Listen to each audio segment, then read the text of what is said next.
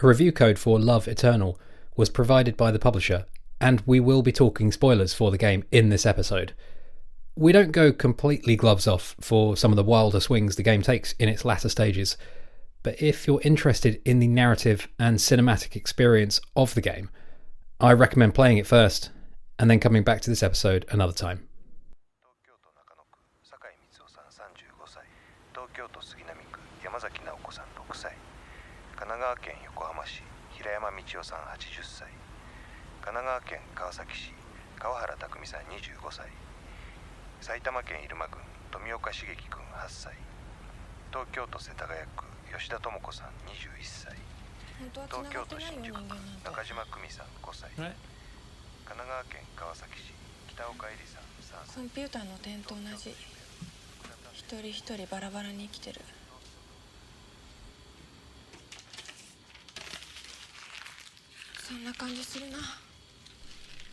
People don't really connect, you know.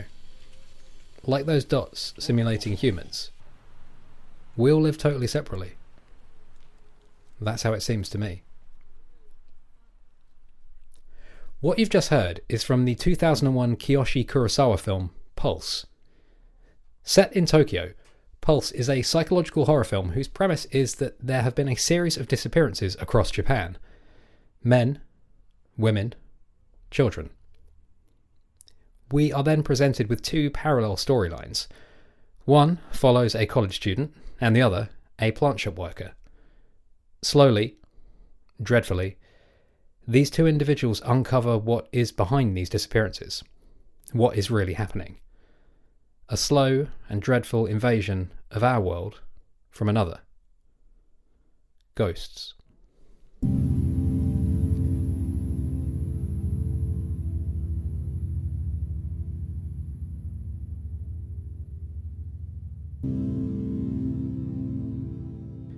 Pulse is, I think, the best kind of horror film. There's no gore, there are no monsters, CGI, jump scares or creepy singing children. What there is empty space. An odd sound here or there. Reflections that cannot be. Endless, bottomless loneliness, and endless, persistent, creeping dread. It doesn't externalise and abstract our fear of death as a slow-walking antagonist, seemingly always one step ahead but inevitably outpaced in the endgame. It externalises our fear of death as something incurable, unavoidable, something that is manifested by, and nurtured in, the technology from which we cannot extricate ourselves. In Pulse, loneliness and isolation are a fatal sickness. It is a film where the horror comes from how it presents disconnection in the connected age, that we find horrifying because we recognise these traits in ourselves.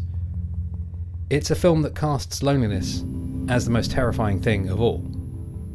It's a film about how capitalism makes ghosts of us all.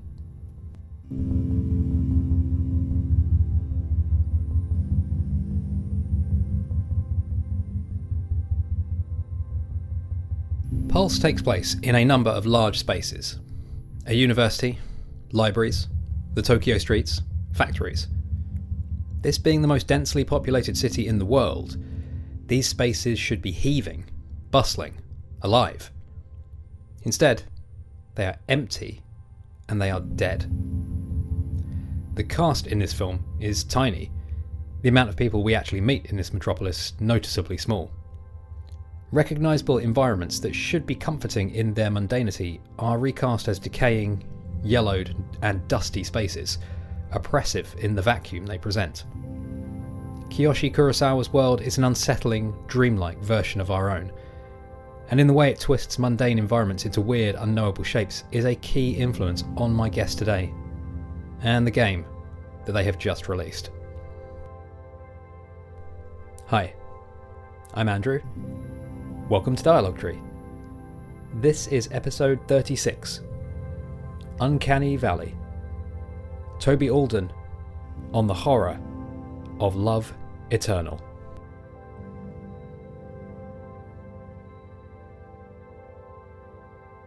My name's Toby Alden, and I'm the lead designer, programmer, and sound designer for Love Eternal. Toby Alden is a musician and web designer, as well as being the developer behind psychological horror precision platformer Love Eternal. They've been releasing games via itch.io for around 15 years.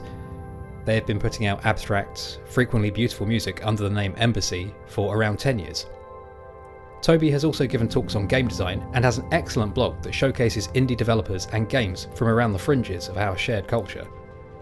What I really think showcases Toby's sensibilities, however, is their web development work.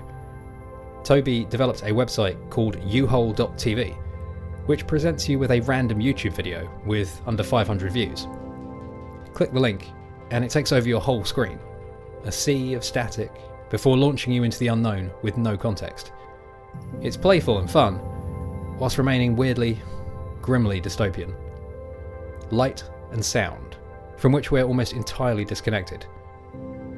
Love Eternal is similarly recognisable. A 2D platformer. Get from the entrance to the exit. Love Eternal is similarly unrecognisable.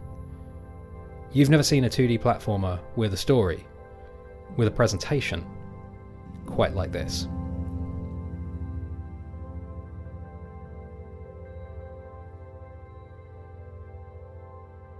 Hi Toby, thanks for joining me on the show. How are you doing today? I'm great. I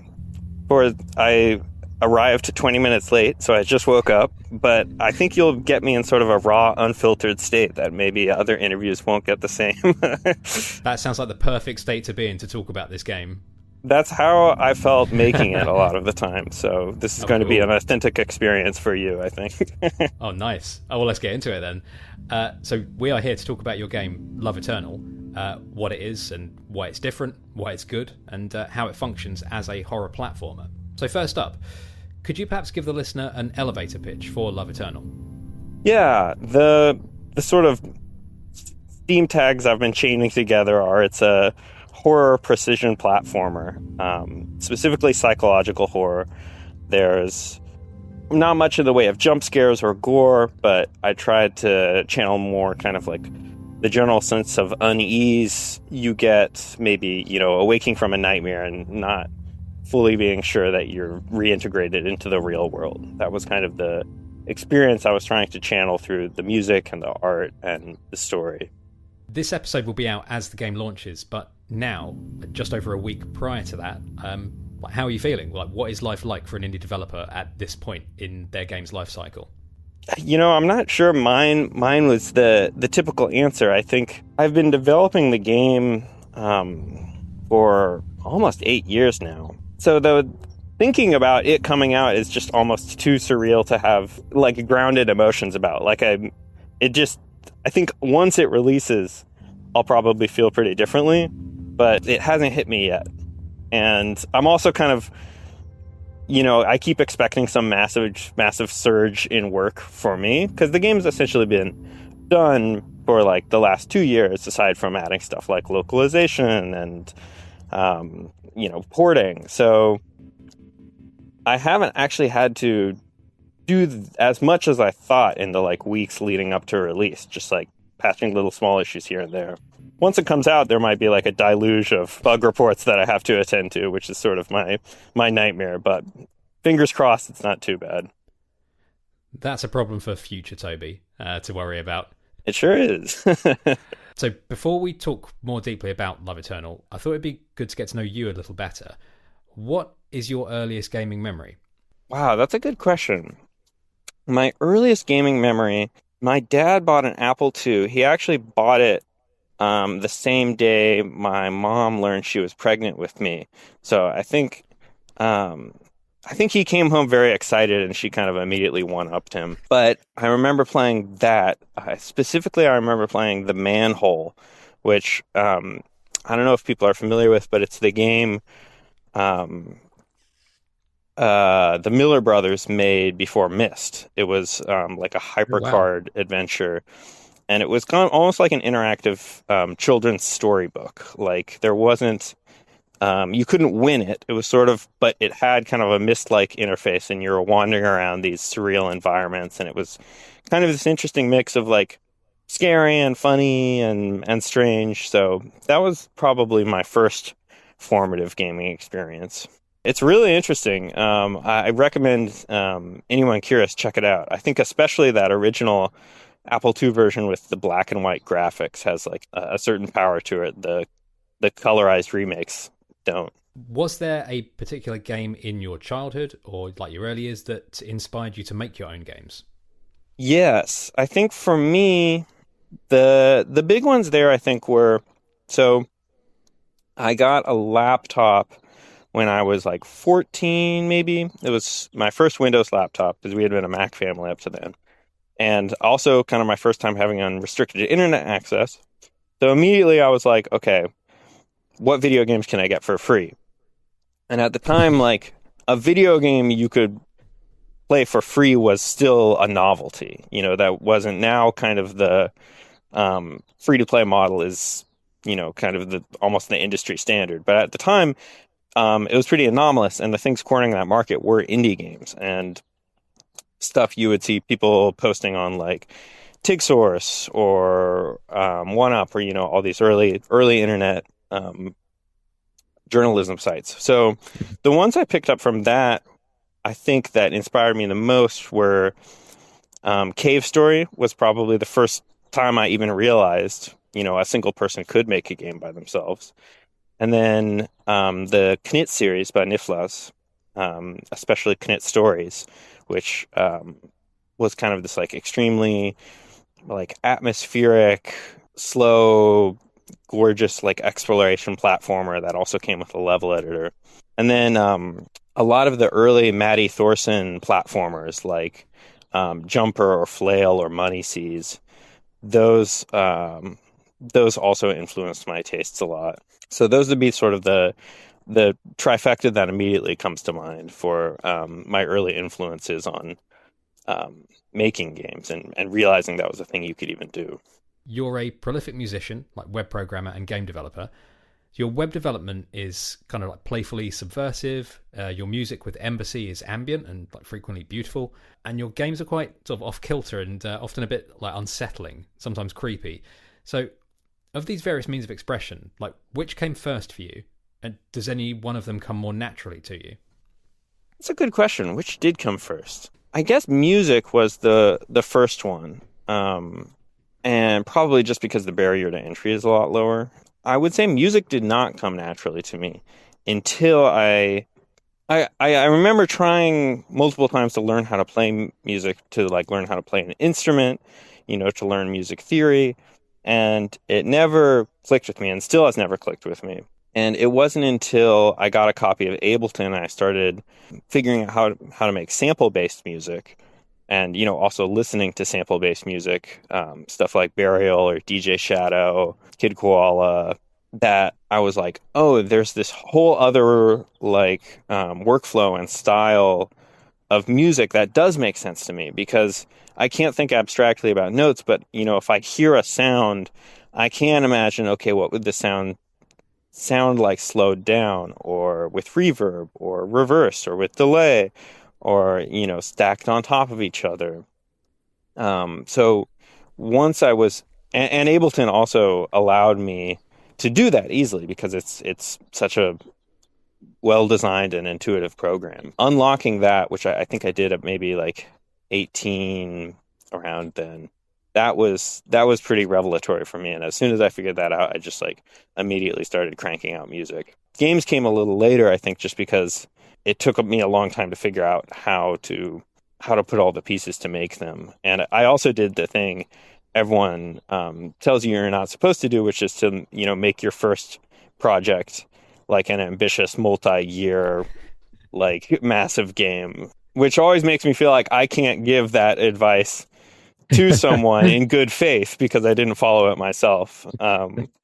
That game, that first game, Love, the one that Love Eternal is based on, that didn't come out until I think it's going to be embarrassing if I get the date wrong, but I think it was 2018. What was the initial appeal of games development as a means of expression? That's a good question. I think there's something incredibly fun about games where it's like there's something very magic about it where none of the components resemble the thing that appears when you hit compile.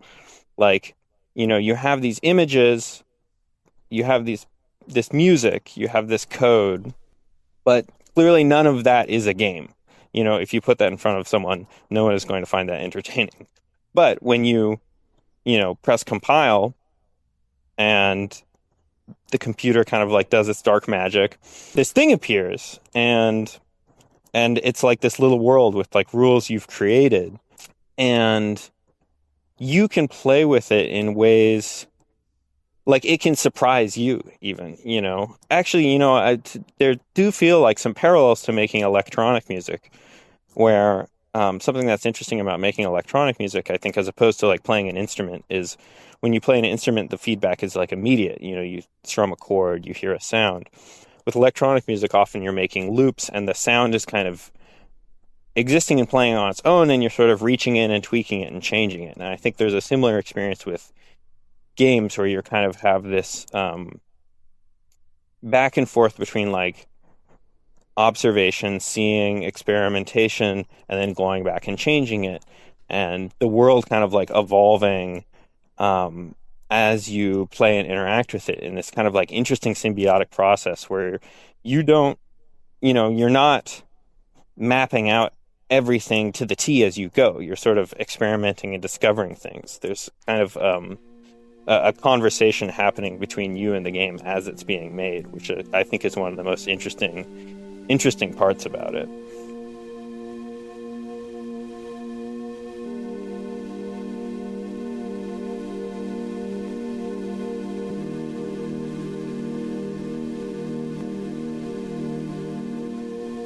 In Love Eternal, you play as Maya, a teenage high school student living at home with her family. In the opening scene, you are called down from your room for dinner. You seem mildly put out by this request, and so begrudgingly make your way to the dining room. As soon as you sit down, the phone rings. You are asked to answer it. You go back to the hallway to do so. There's no one on the phone. You head back to the dining room.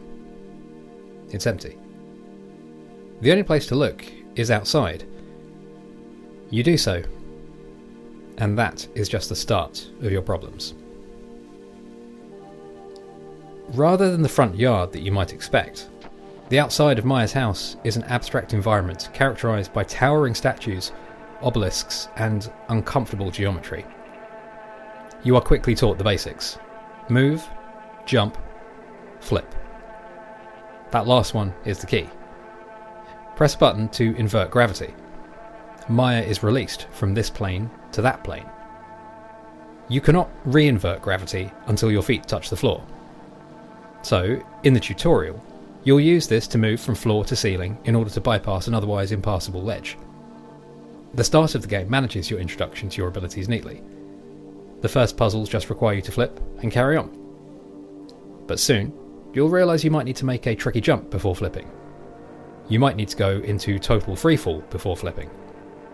Once you're comfortable with that, the game then introduces the ability to reset this mechanic in mid-air by hitting blood-red crystals suspended along the optimal route from point A to B.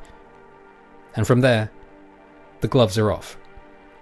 From that point, and in the game at large, you'll use the ability to flip and reset to traverse multiple single-screen challenges made up of spikes, lasers, and moving platforms. In many cases, you'll need to flip and reset multiple times within a single challenge to clear it. These challenges ramp up steadily in complexity. Oftentimes, you'll enter a screen and have no idea what the game expects you to do to traverse the screen. You'll get it though. And when you do, you will release Maya from wherever she happens to be standing and weave, fly, and arc through the air in the throes of a platforming mechanic that has you marrying precise jumping with precise manipulation of inertia and gravity. And when you do get it, you'll experience a uniquely wonderful feeling game. One that rises to and comprehensively conquers the challenge of bringing something new to the basic platforming tenets of tension, relief, and flow. From start to finish, this mechanic feels basically flawless. It's tight and responsive, with the emphasis on the exploitation of physics lending it a feel uncommon in 2D platformers. It has to feel good, given the otherwise oppressive nature of the game. The weight of the world bears down on you. but you can rise to it.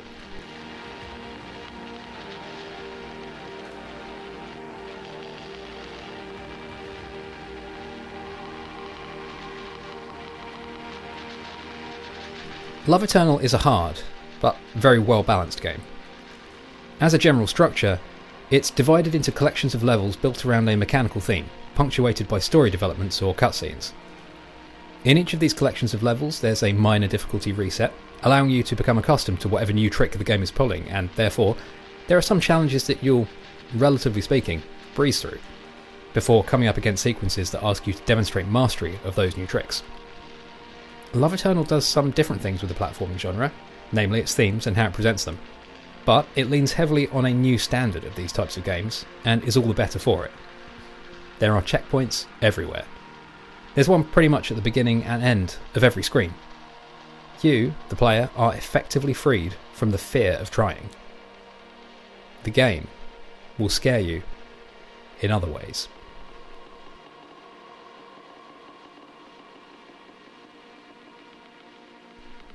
On your blog, I was reading about your pasta theory of Metroidvanias, which I really enjoyed, and that was from your article about your Game of the Year for 2025, and in the bit I'm about to read, you're referencing back to your Game of the Year list from 2024. So, here's what you said. Last year, I put forth my pasta theory of Metroidvanias. That is, the lock and key structure of the genre is its carb, but it's not the source. Similarly, the carb structure of survival craft games is the tech tree, but their source is the minutiae of moment-to-moment tasks. So, with that in mind, what would you say is the carb of Love Eternal, and what is the source? Oh yeah, that's a good question. The carb, I think the carb is the platforming. It's the physics of the character, and it's the level design, and it's that you play these levels in a sequence and they get harder and harder. And it's sort of just it's sort of the strictest boundaries of its genre definitions. It's like you run and jump. There's a gravity flipping mechanic. You avoid spikes. You avoid lasers. That's sort of the sort of more flowery metaphor I sometimes use when I don't want to make people hungry. It's like the trellis that you kind of grow the game on. And the thing that's nice about having something like that is it lets you move forward in the design with confidence that, like, if nothing else, I know this part of the game is fun. Like, I know this kind of tried and true formula that a lot of other games have is something you can hang, all the other aspects of a game on. So that would be my answer to the carb of Love Eternal. Could you tell the listener about the genesis of Love Eternal? What was it that motivated you to return to the basic concept of love, your earlier game, and expand on it?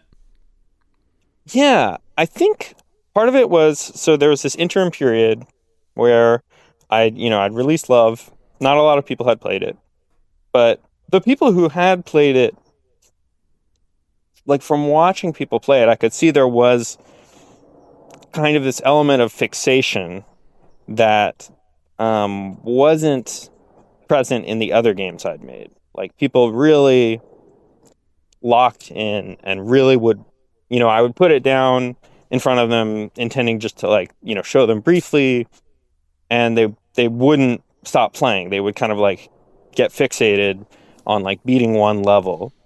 So I kind of felt like, okay, I feel like there's something kind of special here. But obviously it's incredibly inaccessible in its current form, because this is kind of like a classics of year one game design. The way I structured the difficulty in the original Love is the difficulty curve is just a linear line up. Like, there's no pacing. The levels just get harder and harder and harder. And eventually they get a point where they're too hard for almost anyone. I think it took 7 years for anyone to beat it. I have to shout out Sylvie, another game designer. She's the one who beat it. Kudos to her. And I think after her, at this point, I want to say 11 people have beaten it. The point being, I was like, I know there's something here, but most people can't enjoy it. So what if I tried to repurpose this sort of this structure that I'm confident I know works, and add stuff like a narrative component, stuff like more of kind of a deliberate atmosphere, that kind of thing. Speaking purely in terms of like the mechanics and the game feel, we'll come on to talking about the narrative later. But I think the defining characteristic of Love Eternal is that feel of like inertia and gravity that you get when flipping. Like you feel like powerful, but like always bound by the physics of the world.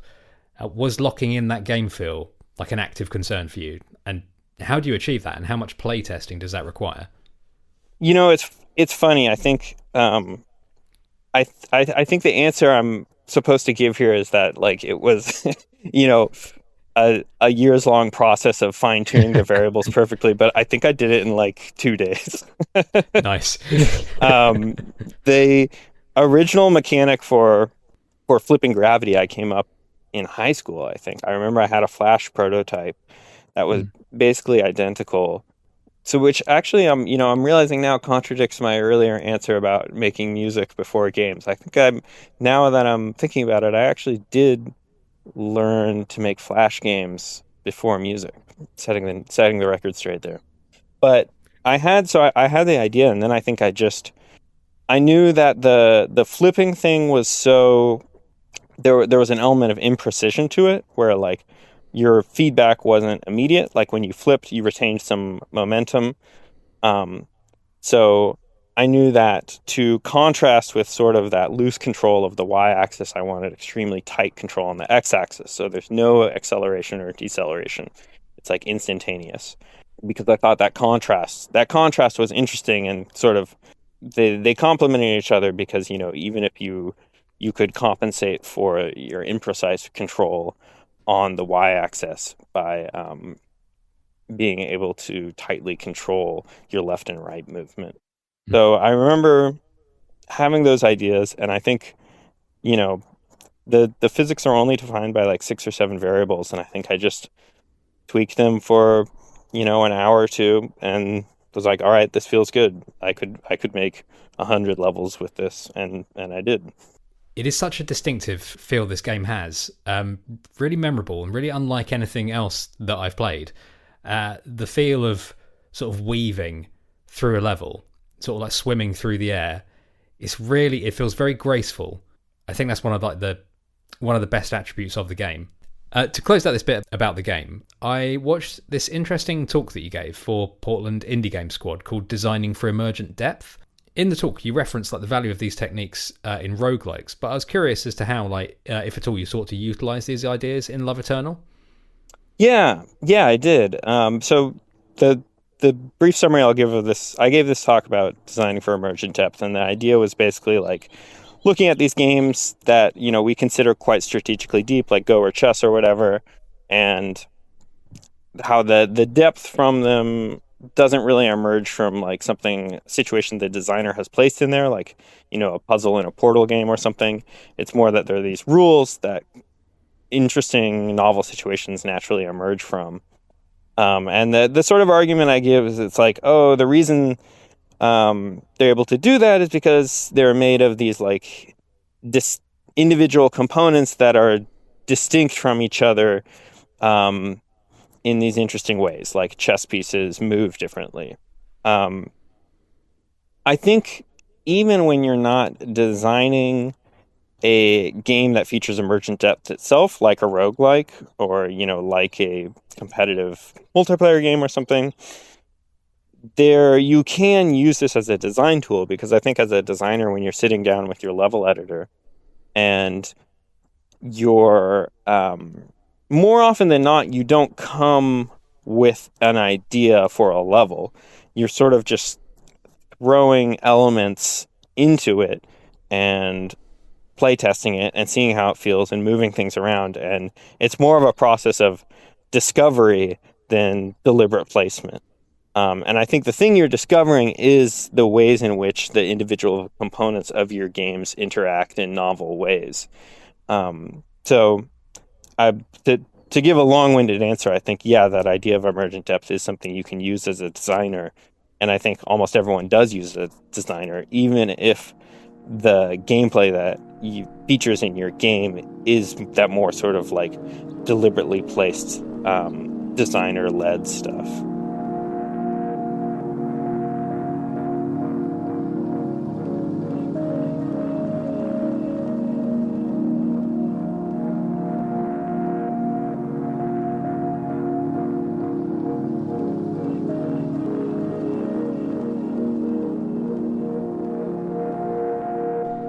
As you've heard, Love Eternal was designed, and is billed as, a psychological horror platformer. It's a unique take on the genre, and the experience the game offers hinges so critically on this aspect that it's worth looking at what Toby does to affect it.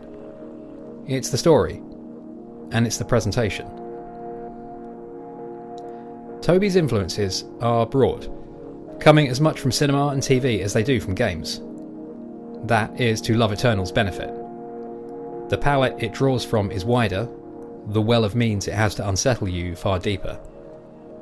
I mentioned Kiyoshi Kurosawa's Pulse earlier, and the idea of normal, recognisable environments poisoned by something unseen, something horrific, is key in understanding this game. That theme also comes from another place. The work of David Lynch, specifically Blue Velvet, Twin Peaks and Mulholland Drive, looms large in Love Eternal.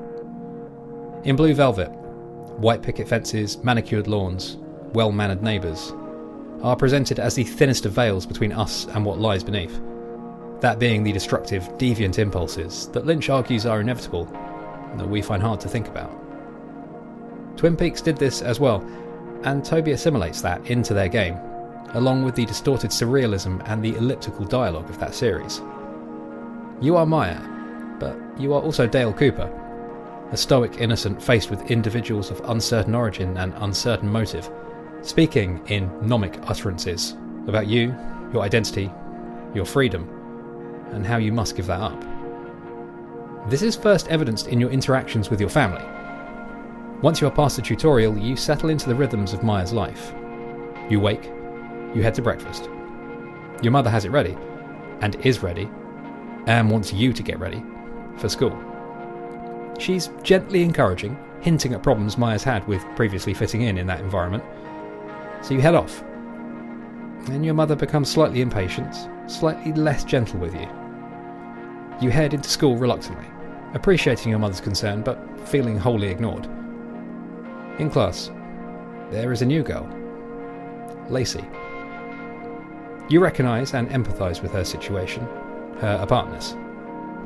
She, in turn, recognises you, your empathy, your vulnerability.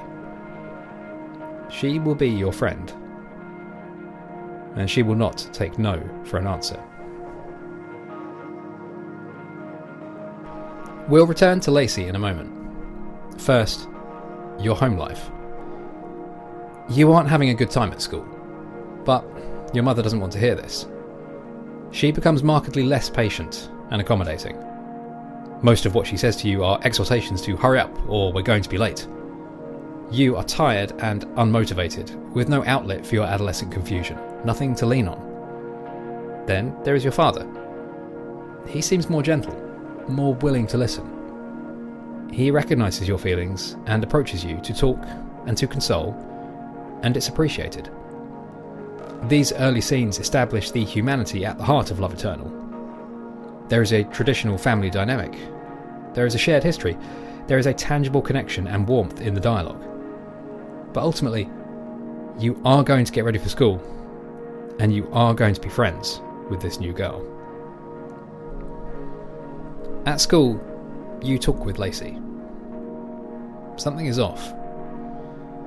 Lacey is unnaturally mannered, formal, her rhythms uncommon. There's something about the lines in her forehead, the wide, toothy smile. She seems older than you. Maya is the only person we see interact with Lacey, and so we, as a player, reason that we are the only person who can see all of this.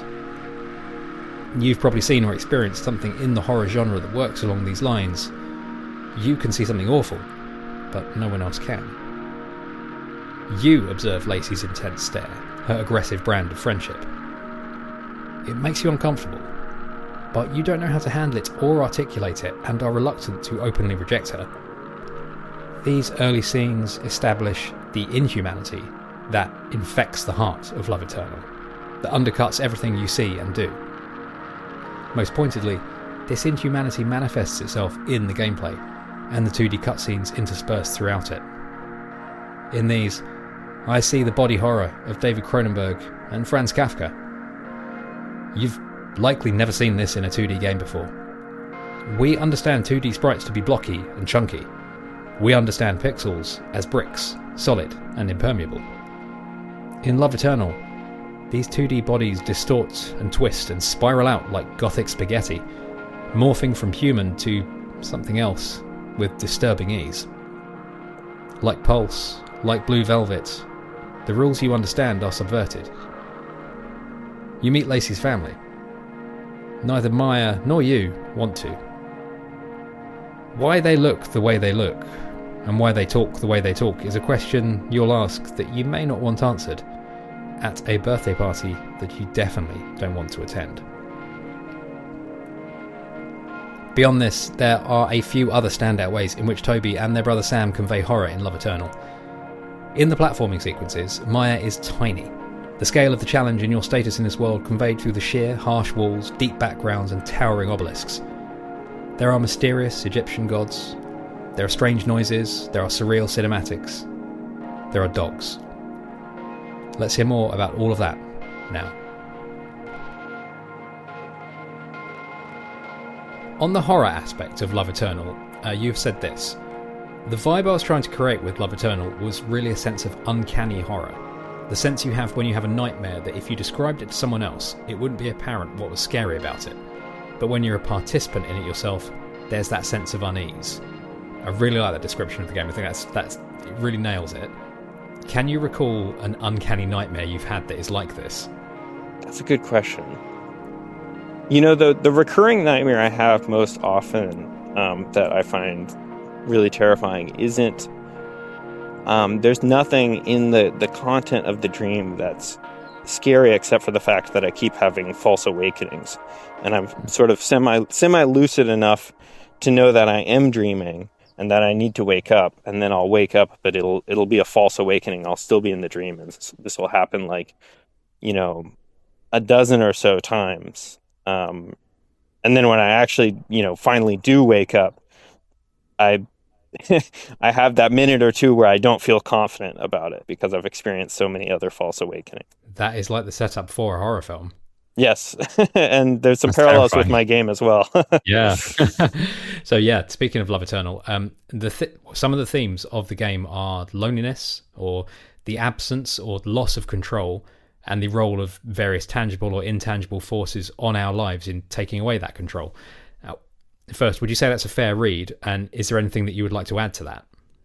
No, I think that's definitely a fair read. I think a lot of it is about the sort of abstract horror of lacking autonomy, especially as a child. And why was the loss of control something you wanted to explore? And do you have a favourite way in the game that you explore those themes? I think I remember it, drawing from my own experience. I think that's something I've never understood people who feel really nostalgic about their childhood. Because, even though my childhood I don't think was particularly unpleasant or unhappy, I still remember just not having much control over what I did, as I think most kids don't. Your decisions are pretty regulated by someone else. You have to go to school, you have to go to sleep, etc. And I remember really disliking that at the time. And I think and there's some irony too, because it's a game, so there's some sort of negotiated relinquishment of control from the player when they're playing the game, because they're going through these scenarios I've designed or whatever. So I don't know. I thought it was this kind of interesting vein of thought that I hadn't seen explored by other media I'd read or seen, or certainly not played. In terms of the horror side of the game, you mentioned earlier that there's no sort of like gore or jump scares or like typical monsters or anything like that. Was there any sort of audio visual techniques that you found were the most effective in conveying a sense of horror? Yeah, sound is huge. And I wouldn't say there's like one singular technique, but it's something I thought about a lot. There's like um I did all the sound design for the game, and I would really try and I guess my first rule for myself was like to avoid kind of like obvious choices. So, I didn't use a lot of like horror stings, like or like big dramatic like string stabs or like, creepy children's choir or any of that. Like, and I also tried to use absence of sound a lot. Like one small detail that I'm not sure if anyone's picked up on, but in the very opening sequence where Maya goes to answer the phone and it's a dial tone and she puts the phone down and she returns and her family's gone. There's this very quiet room noise when the game starts. That sort of ambient sound of you can hear in a room when no one else is in it. And the moment she puts the phone down, it disappears. It's completely silent. And, it's the kind of thing where it's like, the thing that's scary is the absence of something you didn't even notice before then. And I'm not sure if players will even register it consciously, but I made a lot of little decisions like that, just kind of small audio cues to try and sort of shape the emotions the player was feeling in the given situation. There's a great deal of religious imagery in the game, alongside the sort of recurring theme of subsuming like one's identity to a godlike figure. So there's temples, there's monuments, statues, and there's fish, which are something that have been used throughout history as offerings to religious figures. Does any of this come from your relationship with religion, or does it come from somewhere else? No, I'm actually I wasn't raised religious, and I'm not religious myself. I think the sort of things we were drawing on was both me and my brother have a big love of mythology, and I especially like kind of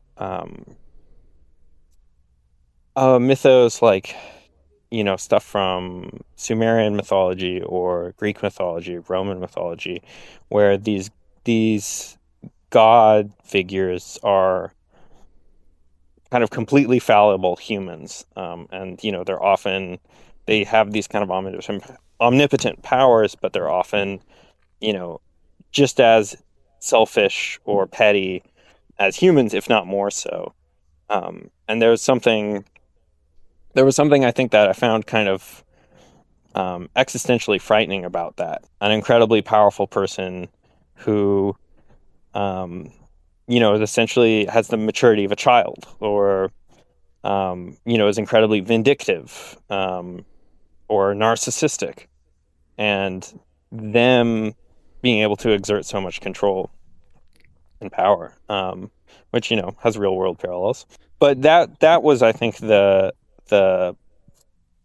part of that, the religious aspect I was most interested in exploring was this idea of like fallible human-like gods. One of the standout elements of Love Eternal is the turn that it takes in the second half of the game. So it turns from a platformer into a hybrid of that and an adventure game. What was the inspiration behind this? And do you have any favourite adventure games that led you here? Yeah, so when we were designing Love Eternal, there was sort of this big unanswered question of like, what do you do? So if we're using the structure of the original game, what do you do when it gets too hard? How do you, because we wanted the Love Eternal to be relatively accessible. So there was sort of this unknown question we were trying to process of like, okay, well, in the original game, when it gets too hard, what will we do to maintain the pacing and keep it interesting in the original game or in the new game? And I think for a long time the answer was like, oh, okay, we'll introduce a new mechanic because, that's how these things work. We'll give you a double jump, or there'll be some new type of crystal you can pick up. And we prototyped a lot of these, and they just never felt right. They felt kind of like superfluous or excessive or just not that interesting. And at the time we were making the game, I wasn't living in LA yet, so I was driving down and visiting my brother. I would stay with him for a couple of weeks, and we would work on the game in these big spurts, and we would also be playing a lot of games. And one of the times I was there, we played this adventure game called Famicom Detective Club 2: The Girl Who Stands Behind, which is a Super Nintendo game that got a fan translation recently. And we were both like, wow, this is great. Like, it's simple, there are kind of like barely even puzzles. It's almost like a visual novel with this sort of like slight mechanical crunch of navigating menus to advance through the story. But we were like, wow, this is so compelling.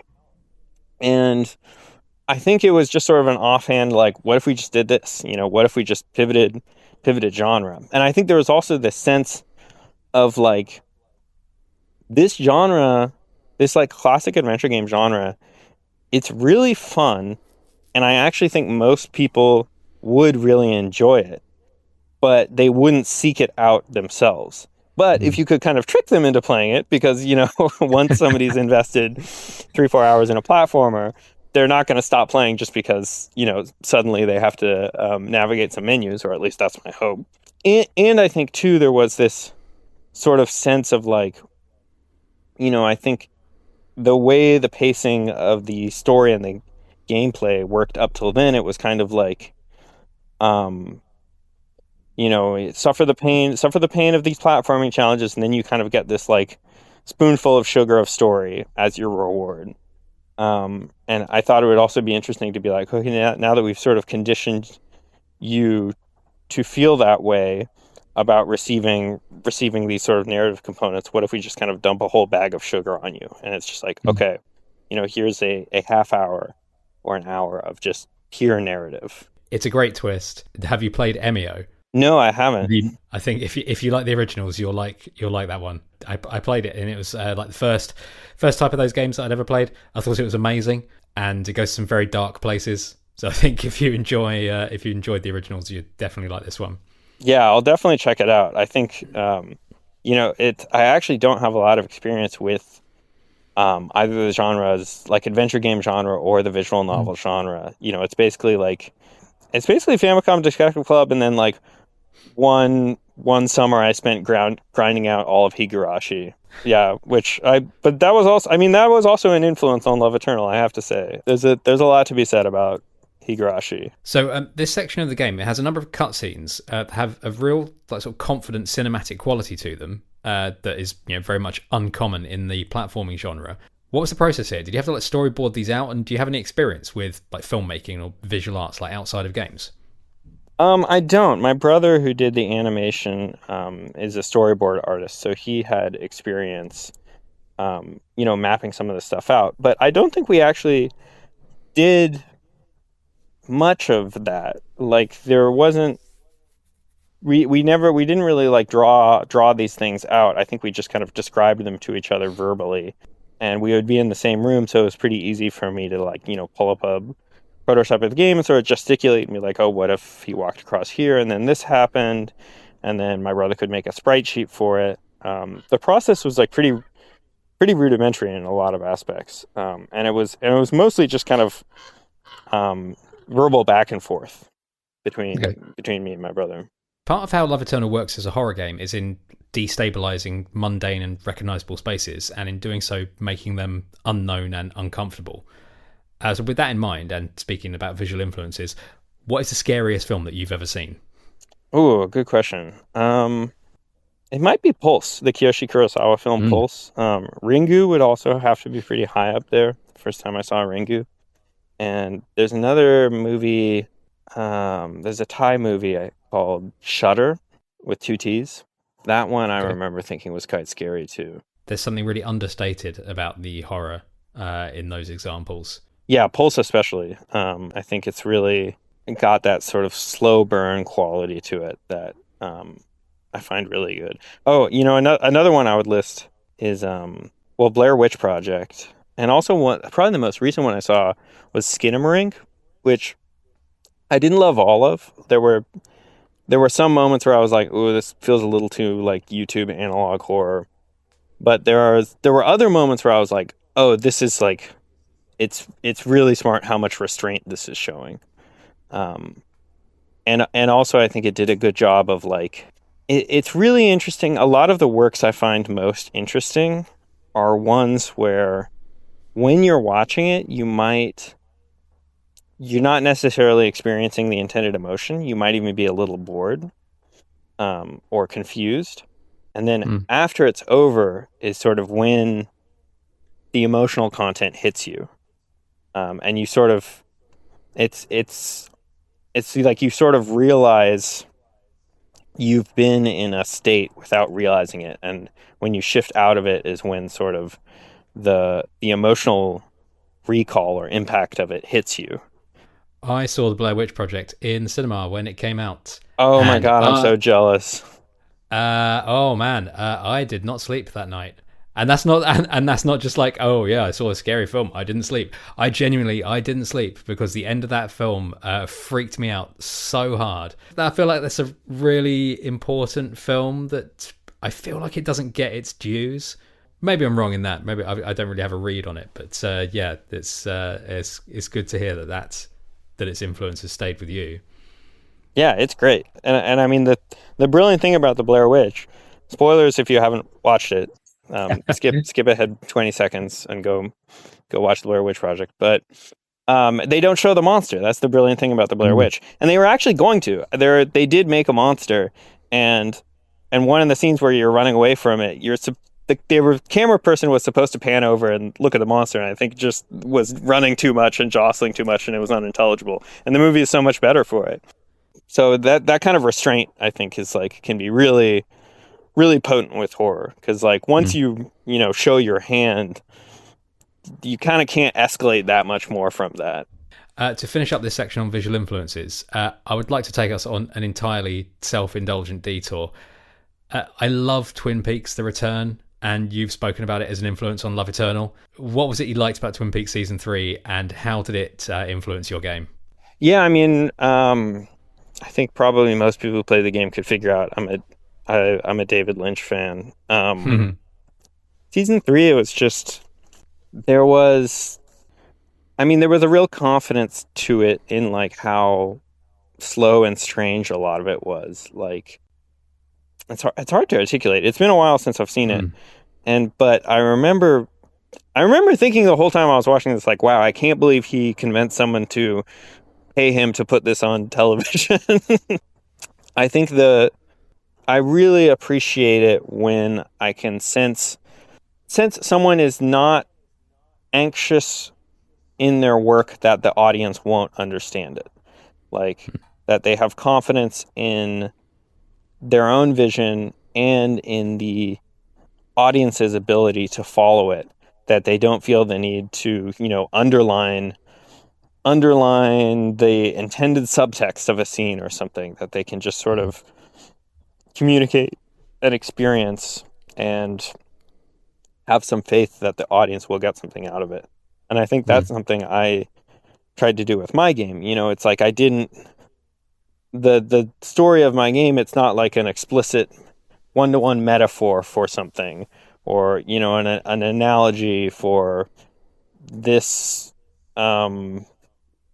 social construct, or there isn't like a secret hidden meaning of what the game is actually about. It's like, no, I had things I was thinking about and I tried to put them into this story, but the story is as the story is when you experience it. And the experience I hope someone gets from it is, exactly the one they'll have when they sit down and play through it. And I think that David Lynch's movie and Twin Peaks Season 3 especially have a similar quality to them, where they're sort of unafraid to present themselves as they are and hope the audience will follow where they lead.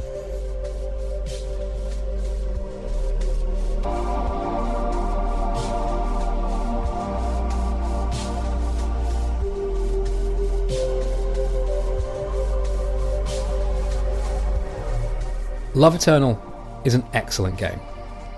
It marries a unique take on a modern precision platformer, taking the template laid down by VVVV and jumping, flipping and arcing off into the distance, with a unique take on storytelling.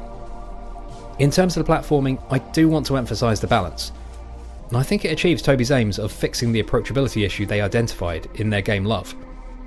It scales gradually, but with very little baggage.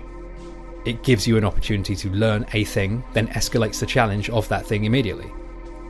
The number of checkpoints, and the generally lean nature of the experience underpins this. A challenge might seem too much, but you always know that you're not that far from the next marker of your progress. This is a hard game, but it's a game that does it the right way, by making it easy to practice, to try again, to play. I found it so easy to practice, to try again, and to play, that I tore through the game in around 6 hours, which is not a flex because the estimated playtime is actually shorter than that. It takes me longer because of what the game calls the final challenge. A single screen platforming test that takes me no less than 1 hour and 15 uninterrupted minutes to complete, in which I die and respawn roughly every 3 to 5 seconds, resulting in a deaths per minute mathematical problem that I am simply not equipped to solve. You can see what you have to do, and you're going to have to suffer to do it. But it's worth it. It's worth it because of the way the game wraps up. Toby and I talked about the genre switch the game takes around the halfway point. Personally, I think that would be enough to cement Love Eternal's place as one of the most interesting and innovative takes on this genre in recent years, but Toby's ambitions are manifested in even grander ways as the game draws to its conclusion. I think the cinematics really do warrant attention, and none more so than the examples that punctuate the final 30 minutes of the game. Now, in spite of the fact that we have covered a couple of the surprises the game has, I'm not going to fully disclose what the game does in this run. But I think we can talk about it in some broad terms in order to emphasise the creativity on display here. In the final throes of Love Eternal, you are recast in the role of a wholly unexpected NPC, distanced from the action in a way that further objectifies Maya, her struggles, and the whole framing of how we perceive her. I smile at the audacity of it, and I'm slightly horrified by the presentation of it. I record the entire concluding sequence on my Steam Deck because I know I'm going to need to rewatch it to try and read it. I rewatch it several times.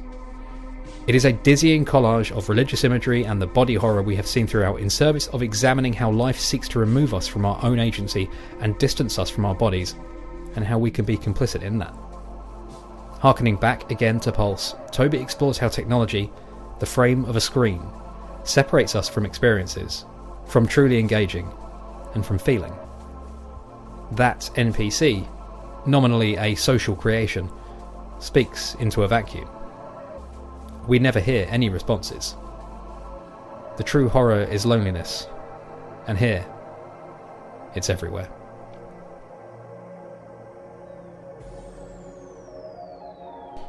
Your blog features interviews and features on a wide range of independent game makers. You seem to be very good at fostering community and showcasing talents and bringing people together. In the credits of Love Eternal, I noticed that there's multiple composers listed, those being Daytime, Water Sports, Wyatt Thomas and Immortal Science. Now, I really like the music in the game. I sort of assumed it was yours, and I'd not heard of these composers before. So are these peers of yours, and how did these collaborations come about? So the main artist of the game was Emily Glass. She did the brunt of the music. She was the person I contacted first, and I knew very early on I wanted to do it. We had been friends on Twitter, and I mean, frankly, I just think she's a genius. I hadn't heard anyone who could sort of just consistently make stuff that was so sonically novel and also so emotionally rich. I think the combination of the two just felt really unparalleled, and I kind of knew when I was like, okay, I'm going to try and make this a very serious project, who is the most talented musician I know. Her name was kind of the first one that came to mind, and I sort of knew that almost immediately. The other artists, so my friend Wyatt, he did the music in the adventure game because I knew I wanted something very tonally different. He's also someone I consider, a really amazing musician who doesn't make a lot of music, doesn't make a lot of electronic music unprompted.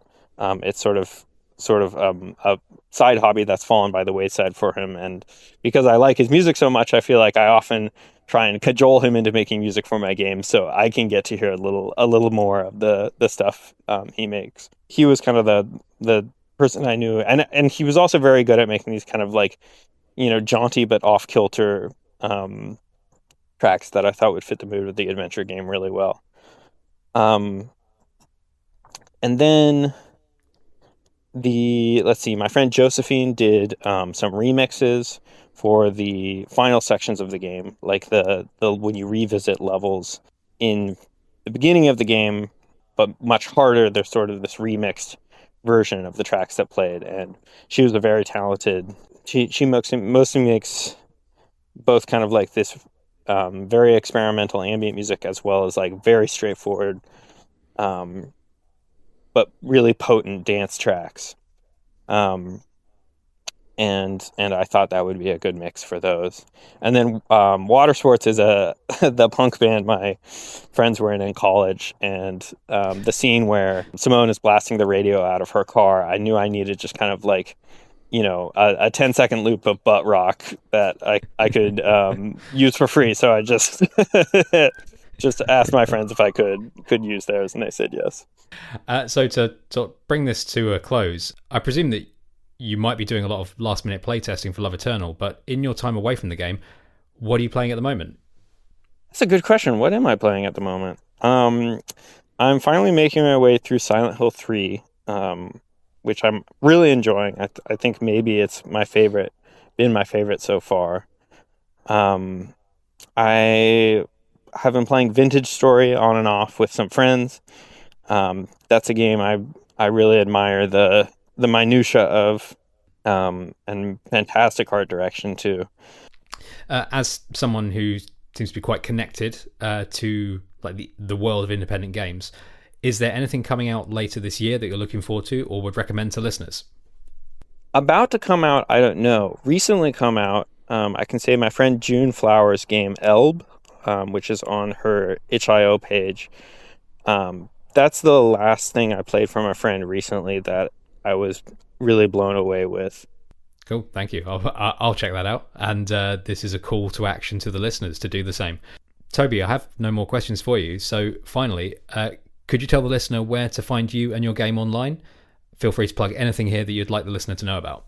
Yes, so the game is called Love Eternal. It'll be on Steam, Switch, PlayStation, and Xbox, so it can be found on all those platforms. You can find my blog and some of my smaller games on my website, which is brilka.com, which is BRLKA.com.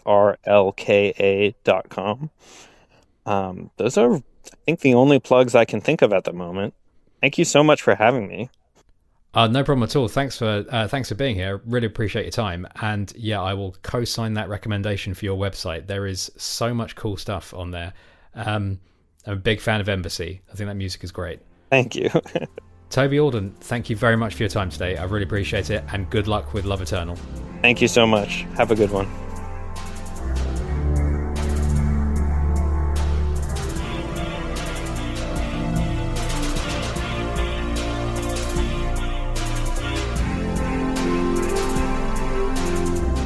My thanks once more to Toby Alden for their time.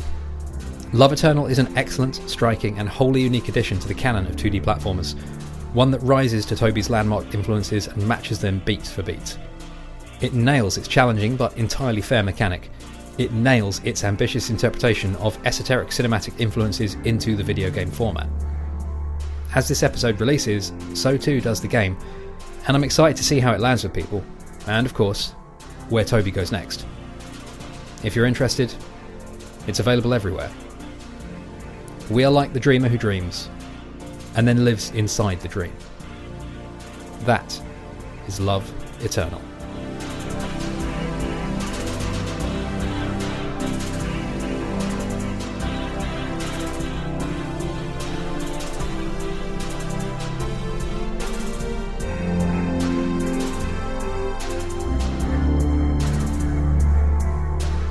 Thanks for listening.